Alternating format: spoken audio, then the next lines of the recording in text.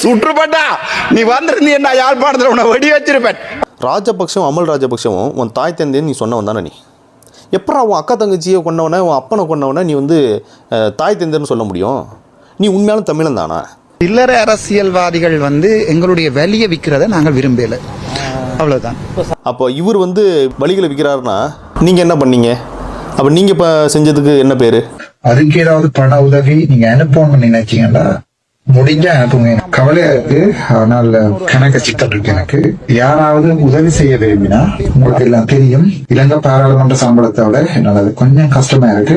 கையில காசு இருக்காண்டு கேட்டா அவங்க இருக்கு, கணக்கு இருக்காண்டு கேட்டால் ஒரு 3-4 நாளைக்கு தாக்குப்பிடிக்க அளவுக்கு இருக்கு. யாராவது உதவி செய்ய விரும்பினாக்க என்னுடைய பழைய அக்கௌண்ட்டுக்கு உங்களால முடிஞ்ச ஏதாவது உதவியை போட்டீங்க. அதாவது இவருக்கு என்ன பிரச்சனைனா, இவருக்கு வந்து பார்த்தீங்கன்னா அந்த திரள் நிதியானது கிடைக்கல. இவரை நம்பி புலம்பெயர்ந்த தமிழ் மக்கள் வந்து பார்த்தீங்கன்னா இவரை நம்பி அந்த பணத்தை கொடுக்கல. நம்பிக்கை இருந்தால் தானே, ஏன்னா தான் நம்ம தான் வந்து சூனைக்கு பிழைக்கிறோமே, இனத்தையே அழிச்சு ஒழிச்ச ஒரு குடும்பத்துக்கு சூனைக்கு பிடிக்கிறோமே, எவன் நம்புவான்?